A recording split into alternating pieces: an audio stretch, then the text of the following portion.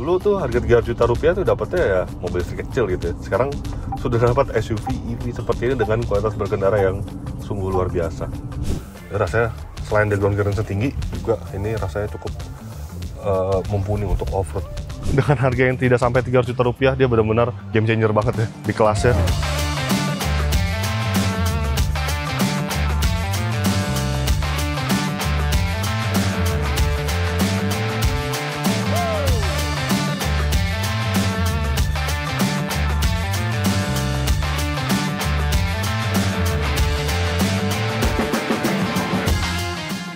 Yes, di sebelah saya sudah ada Jayco J5, mobil yang viral akhir-akhir ini. Yes, sebenarnya kami sudah pernah bertemu dengan mobil ini di ajang Gias 2025 lalu dan sudah melihat seperti apa mobilnya. Pada saat itu ya sebenarnya cukup spesial karena mereka membeberkan harga pre-sale-nya itu di harga 350 jutaan rupiah. Mereka membeberkan seperti itu, tapi sekarang kenyataannya mobil ini dijual dengan harga tidak sampai 300 juta rupiah, lebih tepatnya untuk tipe termahal seperti ini dijual dengan harga 299,9 juta rupiah.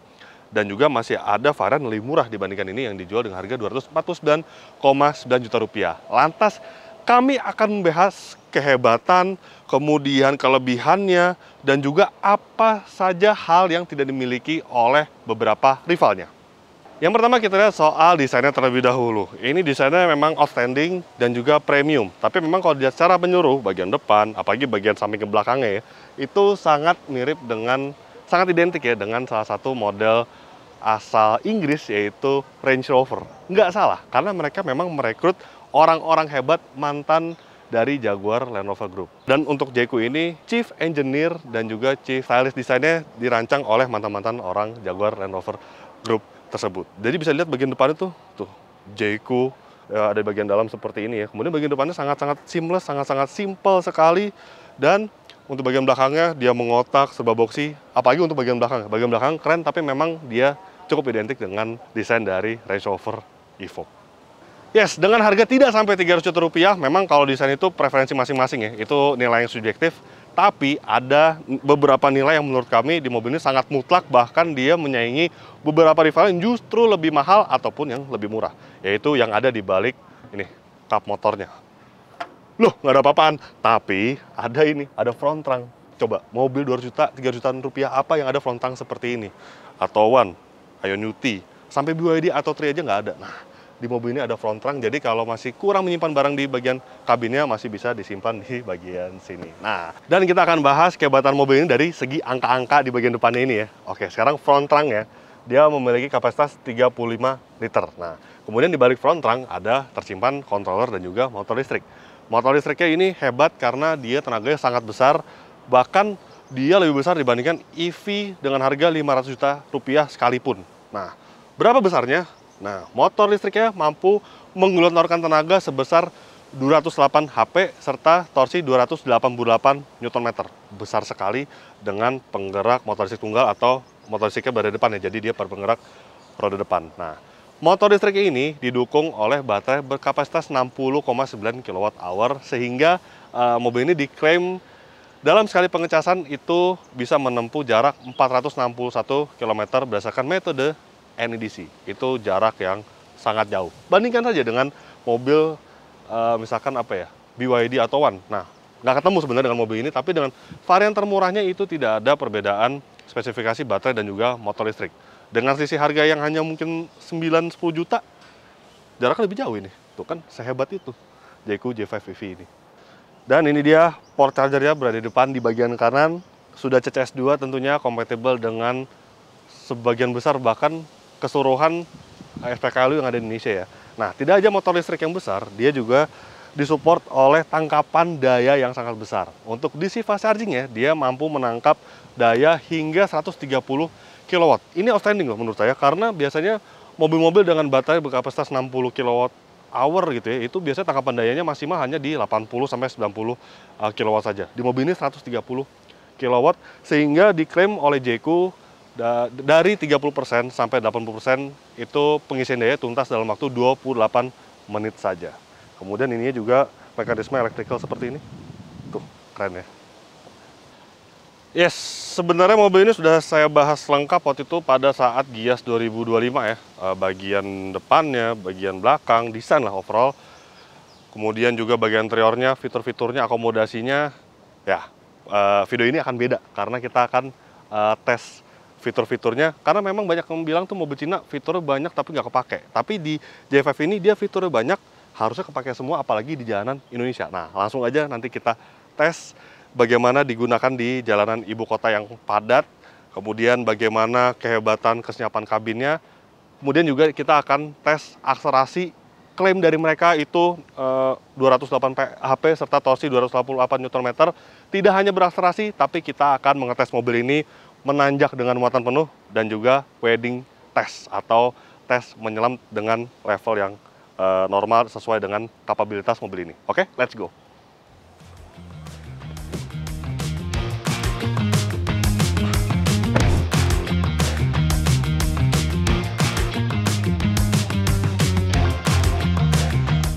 Nah, ini adalah tes yang sebenarnya kurang umum ya, karena biasanya kalau saya ngetes tuh di jalan lancar-lancar aja gitu ya. Nah, karena mobil ini adalah Jayco J5 yang fitur banyak, nah kita akan tes mobil ini dengan fitur apakah dia cocok untuk digunakan di jalanan ibu kota yang padat dan macet. Nah, yang pertama kami tes adalah Traffic Jam Assist. Nah, Traffic Jam Assist ini dia ada dua fiturnya sebenarnya, fitur ADAS ADAS. Jadi total mobil ini ada 18 fitur ADAS. Salah satu atau salah dua fitur yang paling berguna adalah si Traffic Jam Assist yang isinya adalah Lane Departure Warning dan juga Adaptive Cruise Control. Lane Departure Assist menurut saya. Jadi ini bisa dilihat, ini saya tidak menggerakkan apa-apa, saya tidak menyentuh apa-apa, mobil akan mengikuti sendiri gitu dengan dengan mobil yang ada di bagian depan, dengan objek yang ada di depan, dan bisa di adjust juga jaraknya tuh ada 4, paling jauh tuh ada level 4, kemudian yang paling dekat, yang paling cocok untuk macetan tuh level yang paling dekat seperti ini. Kemudian dia juga dilengkapi dengan lane keeping assist. Nah, jadi ya nggak perlu megang setir lagi deh, gini aja. Itu fitur yang termasuk dalam Traffic Jam Assist. Kemudian ketika bermacet-macetan itu juga mobilnya nyaman ya. Selain dia posisi berkendara ergonomis, hitungannya bisa teleskopik, kemudian joki elektrik full nih ya. Nah, dia kalau dibandingkan dengan mobil yang ada di kelasnya yang city car gitu ya, dia dilengkapi dengan ini nih, wide shoulder support. Jadi dia tuh rasa bahunya tuh kepegang dengan baik, enak, luar biasa. Dan juga di kemacetan seperti ini di tol Jakarta Merak ya, kalau Anda tahu tol Jakarta Merak tuh banyak truk sekali tuh, bisa dilihat kiri kanan, di bagian arah lawan juga banyak.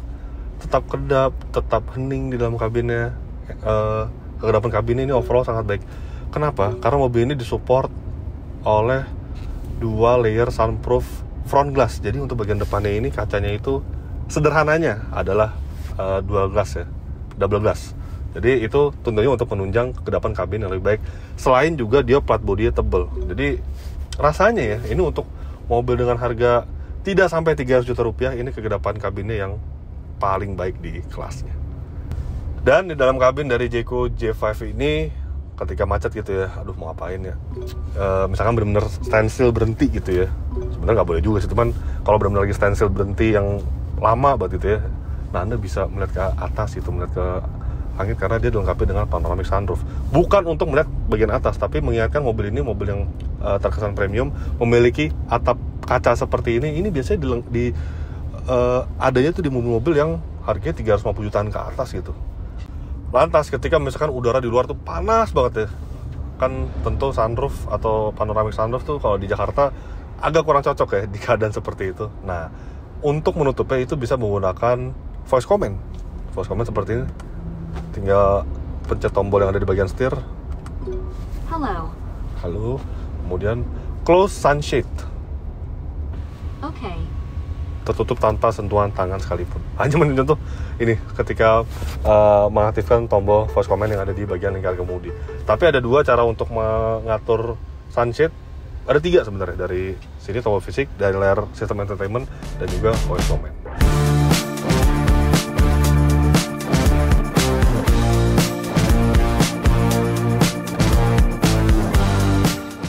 Nah, sekarang saya sudah berada di off-road theme park, salah satu off-road theme park yang berada di Bogor, Megamendung. Dan ya, kami akan mengetes mobil ini karena ada beberapa aspek yang kita akan ketahui seperti tes menyelamat tapi masih dalam tahap wajar ya.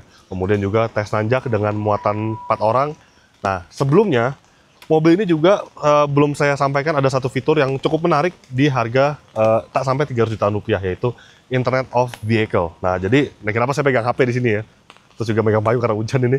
Nah, jadi mobil ini punya fitur ini nih, Internet of Vehicle yang terintegrasi dengan smartphone Anda. Di sini bisa apa aja, bisa banyak. Ini bisa mengunci pintu seperti ini. Kemudian buka kaca, tapi jangan dibuka karena lagi hujan ya. Kemudian bagasi bisa buka tuh. Bukan sir, dan bisa search vehicle juga. Kalau search dia akan membunyikan klakson dan juga hazard. Tuh, seperti ini. Sunroof juga bisa dibuka dari sini, dan juga AC. Jadi misalkan mobilnya dijemur gitu ya di parkiran, kemudian Anda ingin nyalakan AC terlebih dahulu, nah itu bisa banget. Tinggal nyalakan di sini nih, smart AC. Tuh, sampai ke ventilated seat bisa. Juga status kendaraan yang paling penting nih. Ini mobil sekarang 46%. Dengan jaraknya itu 223 km range saat ini ya. Oke, sekarang kita juga akan lihat kelegaan bagasinya. Jadi kan ini syutingnya agak jauh ya, di kawasan Bogor. Ada beberapa kru yang saya ajak ke sini, bawa kamera, bawa alat-alat. Nah, kebetulan kita bawa koper di sini nih. Bisa lihat tuh. Dengan dimensi seperti ini, dia bisa mengangkut koper bagasi yang besar nih. Ini sekitar 28 inci, dan juga koper cabin ini sekitar 20 inci. Total volume bagasinya itu mencapai 480 liter untuk JQ J5 ini. Itu ketika bangku dalam keadaan terlipat. Ketika dibuka itu mencapai 1180 liter. Luar biasa. Kemudian bagasinya juga ini jarang loh, 300 jutaan udah ada elektrik. Tailgate ini. Nice. Jadi kan body platnya berat ya mobil ini, tebel. Jadi nggak perlu lagi buka berat-berat gitu ya, karena sudah dilengkapi dengan electric tailgate untuk varian ini. Oke, sekarang saatnya kita tes tanjak terlebih dahulu, kemudian tes menyelam dan juga tes di jalan rusak, karena kita akan mengetahui seberapa hebat ketika menanjak di tanjakan 18 derajat, kemudian dia bisa melalui kubangan sekitar 45 cm, dan juga kita akan mengetes approach angle dan departure angle di jalan rusak. Let's go.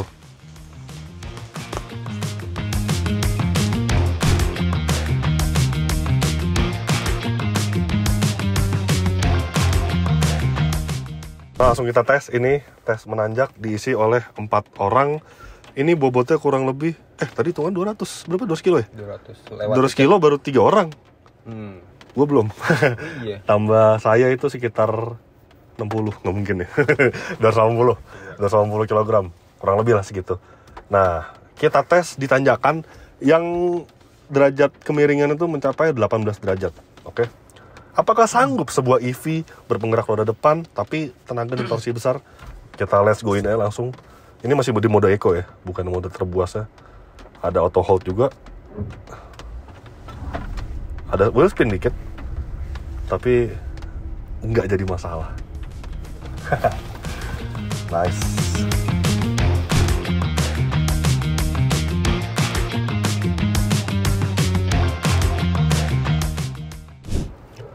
Nah, sekarang kami akan mengetes untuk tes melalui kubangan air ya, atau genangan air. Karena pihak JQ sendiri menyebutkan bahwa mobil ini bisa menembus genangan air hingga 450 mm atau 45 cm. Nah, kita tes langsung aja nih. Ini genangan airnya nggak sampai 45 cm sih, paling setengah ban tuh mungkin sekitar 25 sampai 30 cm. Karena banyak concern orang juga, mobil listrik itu kalau kena genangan gimana sih? Nah, langsung aja kita tes. Apalagi dia adalah SUV kan, jadi ini SUV EV harusnya melalui obstacle seperti ini aman-aman aja. Oke, kita tes langsung, nggak usah ngebut-ngebut.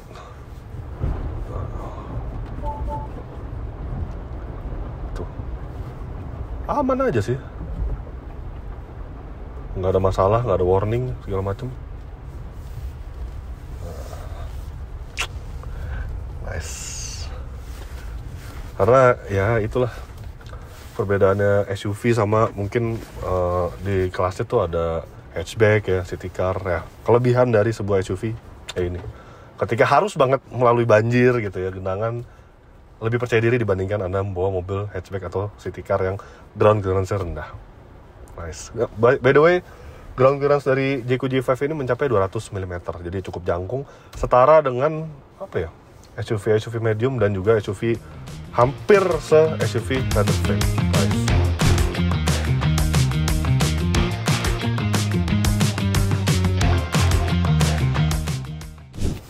Oke, kita ke tes selanjutnya, yaitu ini bukan jalan rusak sih sebenarnya, off-road, tapi off-roadnya di theme park gitu ya. Jadi bukan yang off-road liar, off-road yang benar-benar lumpur, enggak. Ini jalanan beton sebenarnya surface-nya. Tapi ini cukup ekstrim untuk sebuah SUV front wheel drive, bukan all wheel drive loh ini. Nah, kita tes aja langsung. Karena mobil itu nggak selamanya ground clearance tinggi itu bisa melewati jalan rusak ya. Approach angle dan departure angle yang baik juga menentukan hal tersebut. Nah, jika melihat proporsi mobilnya ya, antara ban depan dengan bumper belakang, kemudian ban depan dengan bumper depannya gitu ya. Kalau lihat proporsi itu, mobil ini cukup mumpuni untuk off-road ringan gitu ya. Karena approach angle-nya itu 20 derajat, sedangkan untuk departure angle-nya 29,8 derajat. Jadi rasanya selain dari ground clearance tinggi, juga ini rasanya cukup mumpuni untuk off-road. Karena tidak akan gesrot istilahnya untuk bagian bumper depan dan bagian belakang. Ini udah terbukti juga nih. Ini ekstrim loh jalan rusaknya nih. Kemudian untuk suspensinya dia dilengkapi dengan suspensi multi-link, tentunya lebih nyaman dibandingkan single link ataupun struktur rigid tersel gitu ya. Di multi-link ini dia bisa bergerak sendiri dan lebih fleksibel gitu berat suspensinya. Jadi terasa nyaman di jalan rusak seperti ini. Tuh. Wah, departure angle sama approach angle sih luar biasa mobil ini. Wow. Terus juga dia dilengkapi dengan kamera 540 derajat, tidak hanya 360 derajat. Jadi kita bisa melihat bagian kolong mobil ini. Tuh. Dan kamera 540 derajat ini jernih banget ini. Bener-bener tuh. Jadi kita tinggal lihat aja tuh bagian depannya kayak gimana. Udah kelihatan gitu obstacle-obstacle ya. Tuh. Approach angle sih aman banget. Kemudian departure angle juga. Jadi bisa dilihat ya departure angle tuh belakangnya tuh kelihatan rodanya tuh memang dengan jarak bagian bumper terujung tuh nggak terlalu jauh, jadi mengurangi resiko istilahnya gesrot. Nice sekali. Tuh, malu jalan hancur sekalipun kayak gini nggak masalah bagi JQ J5 ini. Memang sesuai, mereka mengklaim bahwa mobil ini drill SUV ya, drill SUV ya seperti ini, yang bisa melakukan kegiatan-kegiatan cukup di luar nalar gitu ya. Nice.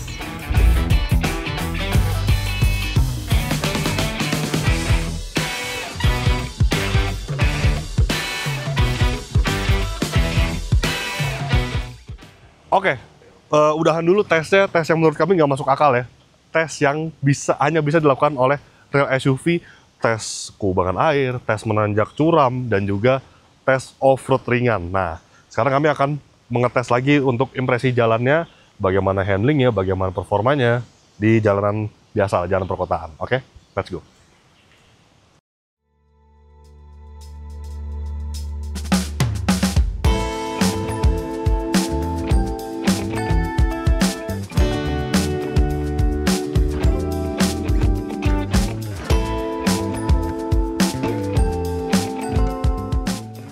Nah, setelah off-road pasti kita akan melakukan road test, karena ya sejatinya mobil ini akan digunakan sehari-hari di jalanan seperti ini, perkotaan. Tapi yang pertama tentu kita akan tes adalah performanya, karena JQ itu berani-beraninya mengklaim akselerasi 0 sampai 100 km per jam itu tuntas dalam waktu 7,3 detik. Kita tes langsung dengan alat berbasis GPS. Ini dia punya 3 mode berkendara ya, ada Eco, ada normal, dan juga Sport. Jadi total ada 3. Kemudian dia juga punya fitur traction control.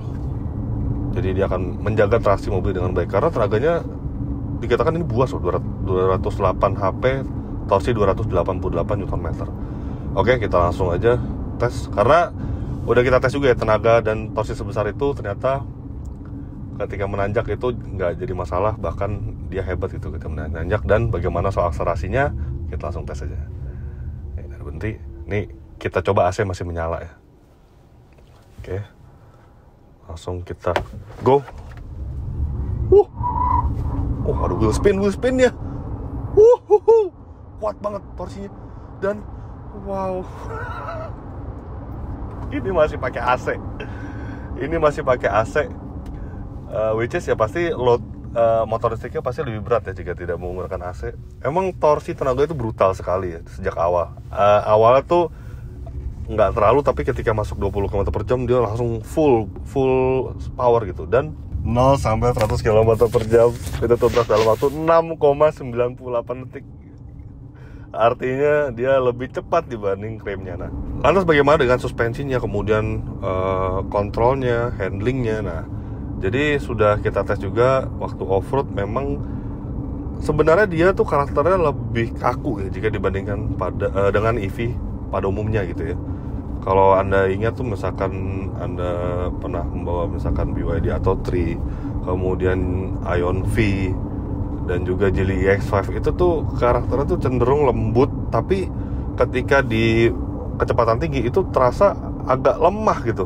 Entah kenapa ya, jadi reboundnya bisa sampai 2 kali, over rebound gitu menurut kami. Nah, di J5 ini memang dia karakternya Jayco sekali. Jayco itu memang dia karakternya lebih firm, lebih kaku jika dibandingkan dengan rival-rivalnya. Dan terjadi juga di J5 ini.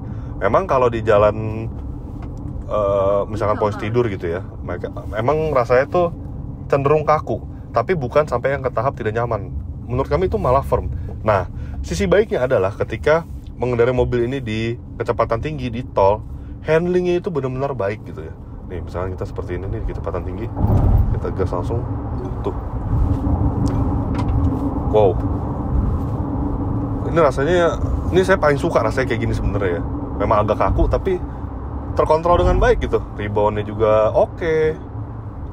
Tuh handlingnya controllable sekali. Dengan ground clearance yang setinggi ini, itu rasanya masih sangat acceptable gitu untuk soal handlingnya, karena memang expected dari rasa suspensi yang kaku gitu ya, kaku dan firm.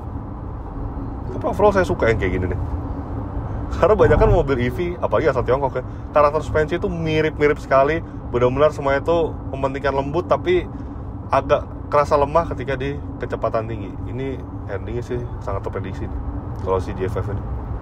Wow. Jujur saya suka yang kayak gini nih. Dan juga pengetesan yang paling penting adalah soal konsumsi energinya. Jadi Jayco sendiri mengklaim bahwa mobil ini sanggup berjalan sejauh 461 km berdasarkan metode NEDC ya, sekali pengisian daya penuh. Nah, semua mobil itu kami tes apakah relevan dengan klaimnya. Dan ini di Jayco J5 ini kami tes teririt konsumsi energi itu mencapai 8 km per kWh, atau kalau di MID itu 12,5 per 100 km gitu ya. Itu sekitar 8 km per kWh. Langsung kita kalikan dengan baterainya yang berkapasitas 60,9 kWh, dan hasilnya mencengangkan juga. Ternyata Jayco underclaim, karena kami mengetes hasilnya adalah 487,2 km untuk range. Itu jauh banget loh, hampir 500 km.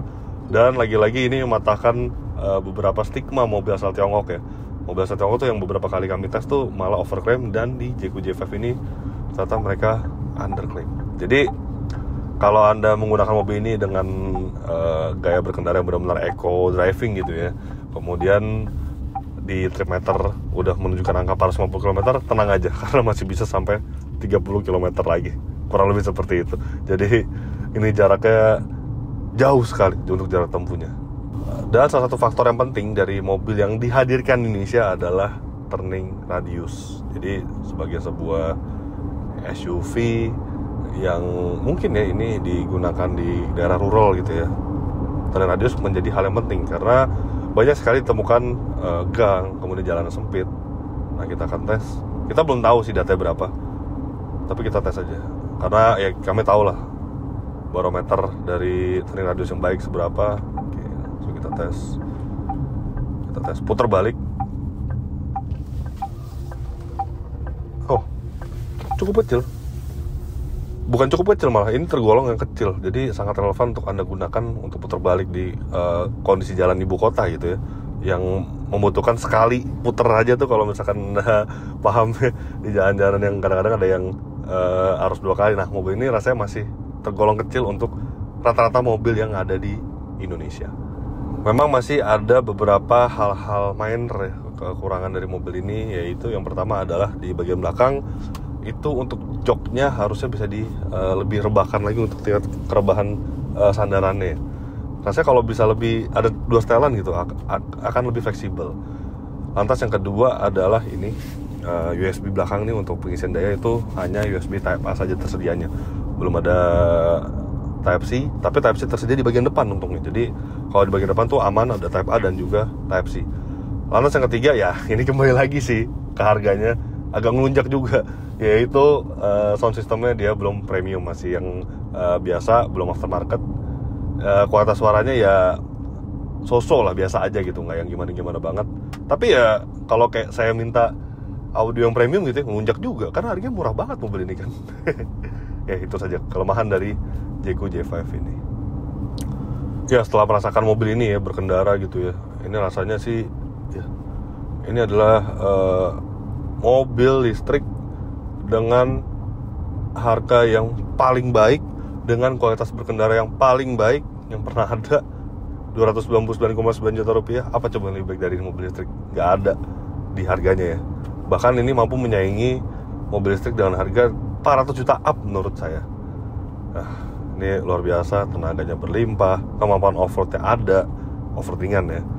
Kemudian fiturnya melimpah, fitur radar ada selengkap sekali. Ya, apalagi yang kurang dari mobil ini? Dimensinya besar, dia real SUV gitu ya. Dulu tuh harga 300 juta rupiah tuh dapetnya ya mobil listrik kecil gitu ya. Sekarang sudah dapat SUV EV seperti ini dengan kualitas berkendara yang sungguh luar biasa. Nice untuk Jayco, luar biasa.